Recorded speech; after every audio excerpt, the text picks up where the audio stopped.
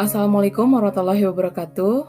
Kembali lagi bersama saya Yanti Rianti, guru SMA Negeri 1 Sumber, Kabupaten Cirebon. Pada kesempatan kali ini saya mau membahas tentang permasalahan yang saya hadapi dalam proses pembelajaran prakarya dan kewirausahaan. Di mana ada permasalahan yang sedang saya hadapi, yaitu kaitannya dengan siswa yang kurang aktif dan kurang bersemangat dalam pembelajaran prakarya dan kewirausahaan, terutama ketika pembahasan materi teori. Adapun deskripsi permasalahan yang dihadapi yaitu siswa yang kurang aktif dalam pembelajaran prakarya dan kewirausahaan. Tentunya setiap guru ingin siswanya aktif dalam proses pembelajaran. Keaktifan siswa dalam sebuah proses pembelajaran adalah wujud semangat dan antusias untuk mengikuti pembelajaran tersebut. Selain itu, siswa yang aktif di dalam kelas juga dapat dijadikan indikator bahwa mereka memang sudah siap mengikuti pembelajaran. Siswa yang aktif dalam kelas adalah siswa yang aktif mengikuti pembelajaran, mau memberikan pendapatnya, mau memberikan jawaban saat ditanya, dan juga berani bertanya saat mengalami kendala dalam proses pembelajaran. Bukan berarti yang hanya aktif berbicara atau bertingkah sehingga membuat kelas menjadi gaduh. Artinya bukan anak yang dia selalu membuat gaduh, itu disebut anak yang aktif. Tetapi anak yang aktif itu adalah anak yang mau menyanggah, anak yang mau mengemukakan pendapatnya, anak yang mau menjawab pertanyaan ketika kita mengutarakan pertanyaan. Jadi itulah yang tentunya kita harapkan, terutama dalam pembelajaran PKWU, di mana kalau pembelajaran PKWU itu ada presentasi di mana 70% praktek dan 30% teori. Terkadang kendala yang sekarang saya hadapi dan beberapa tahun ke belakang yang saya hadapi pun ketika saya harus memberikan materi secara teori, anak itu sangat sepertinya merasa jenuh gitu. Terkadang ada juga yang langsung mengutarakan, "Bu, bosan," gitu kan. Ada yang seperti itu. Nah, tentunya ada akar permasalahannya. Jadi yang terjadi pada proses pembelajaran PKWU itu, setiap pembahasan materi di kelas atau berkaitan dengan materi yang bersifatnya teori, siswa sebagian besar cenderung pasif atau kurang antusias atau kurang aktif, dan cenderung mereka tuh merasa bosan gitu. Nah, indikasinya dari yang saya amati, yang saya analisis, yaitu dari sikap duduk mereka juga, itu mereka tidak tenang gitu. Mereka tidak enjoy. Karena mungkin tadi mereka merasa tidak nyaman gitu dalam pembelajaran dan tidak terlalu tertarik ketika saya mengutarakan atau mungkin guru-guru menjelaskan tentang teori yang berkaitan dengan prakarya dan kewirausahaan. Dan juga ada juga siswa yang indikasinya tidur-tiduran. Ada juga yang kefokusan pandangan juga tidak tertuju pada guru atau tidak tertuju pada kita ketika kita menjelaskan di depan. Nah, ada juga siswa yang sembunyi-sembunyi bermain dan dia merasa asik gitu bermain gadget. Tetapi ketika diberi pertanyaan-pertanyaan, hanya beberapa siswa yang mau menjawab, itu pun dengan terbata-bata seolah-olah takut gitu untuk menjawab. Jadi siswa itu kurang merasa percaya diri ketika menjawab dan merasa, saya takut salah gitu. Selain itu juga ketika saya mengutarakan, memberikan waktu atau memberikan luang untuk mereka bertanya, hampir tidak ada yang mau bertanya. Malah mereka itu mengalihkan pandangan, seolah-olah mereka memang ada sebuah penolakan bahwa mereka tuh udah benar-benar merasa jenuh gitu.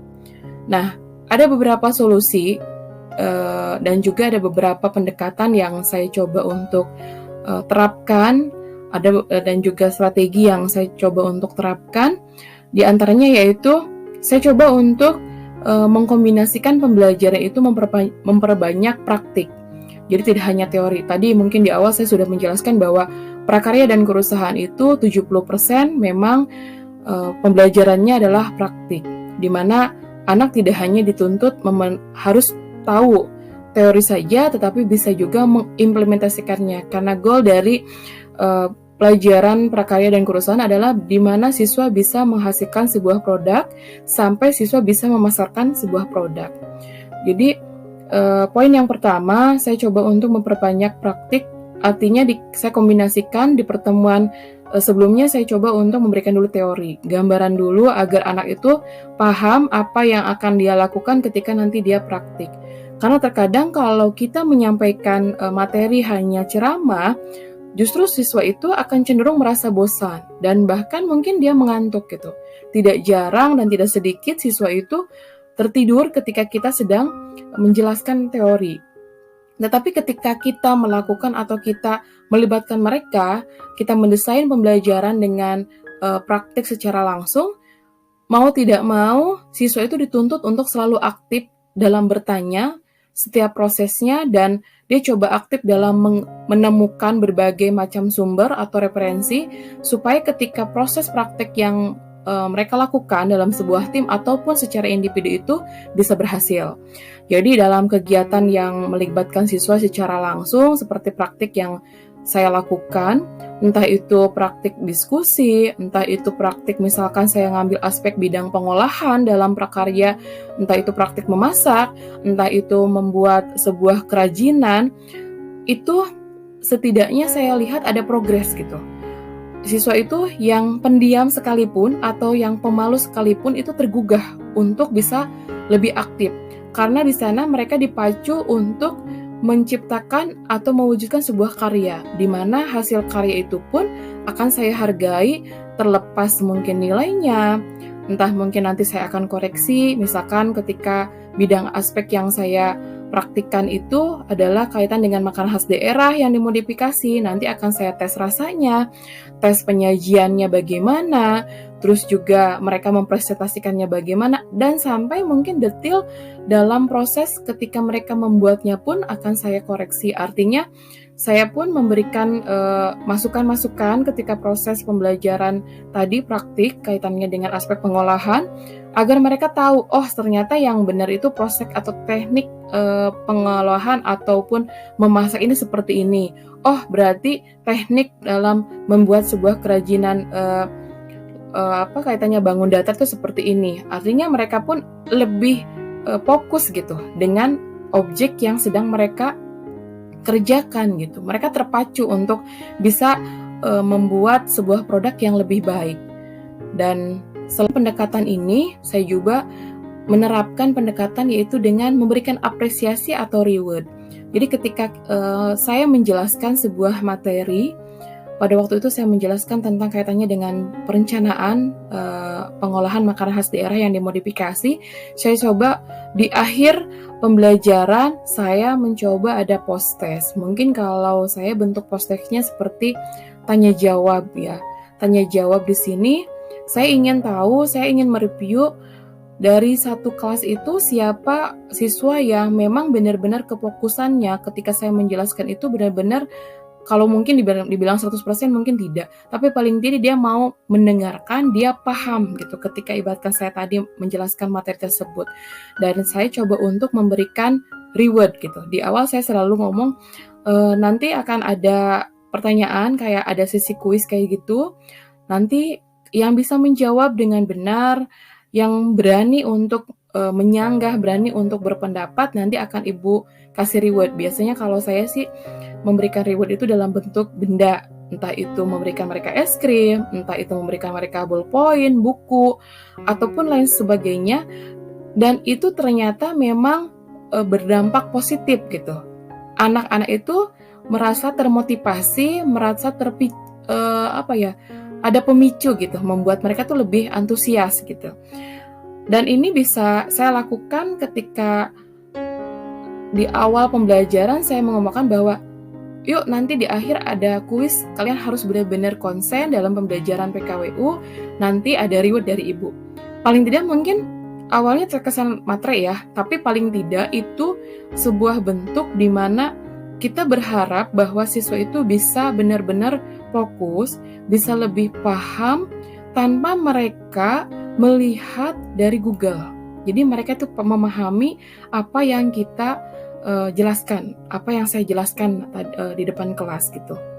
Atau mungkin selain bentuk benda, saya juga mencoba untuk memberikan pujian-pujian ketika ada siswa yang berani untuk mengemukakan pendapat, mereka mau menjanggah pendapat rekan mereka di dalam kelas, atau memberikan juga poin-poin nilai, walaupun mungkin tidak terlalu kita signifikan sampai 100 ya, skor 100 ya, ada tambahan nilai. Minimal tambahan nilai di sini sebagai bentuk bahwa siswa ini sudah mempunyai keberanian untuk mengemukakan pendapatnya gitu.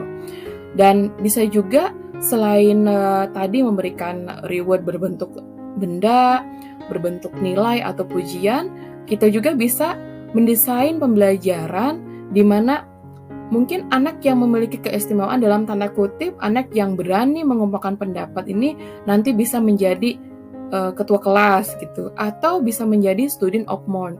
Artinya kita juga membuat sebuah kayak perlombaan gitu, challenge bahwa dari 12 kelas ini nanti akan diadu dengan temennya, siapa yang lebih baik, siapa yang lebih mampu mengemukakan pendapat, bagaimana dia menyanggah pendapat temannya, berargumen berdasarkan buku ataupun berdasarkan teori atau temuan yang mereka dapatkan di lapangan gitu, yang mereka sinkronkan dengan teori. Artinya banyak hal yang bisa kita lakukan, terutama saya lakukan, coba untuk melakukan dua pendekatan ini, dan alhamdulillah banyak perubahan-perubahan yang terjadi, sekalipun mungkin kebetulan saya mengajar di 12 kelas, termasuk IPA dan IPS, tentunya ada tantangan tersendiri gitu dari setiap kelas ini.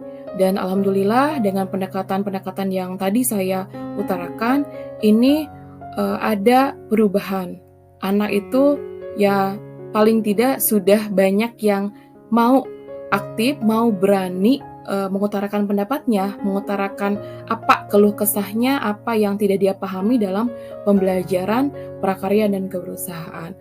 Jadi mudah-mudahan itu bisa menginspirasi untuk teman-teman semua, dan itu pun menjadi motivasi untuk kita agar kita bisa lebih bersemangat, agar kita bisa lebih kreatif dan berinovatif untuk mendesain metode pembelajaran atau pengelolaan kelas. Oke, mudah-mudahan menjadi inspirasi, dan Assalamualaikum warahmatullahi wabarakatuh.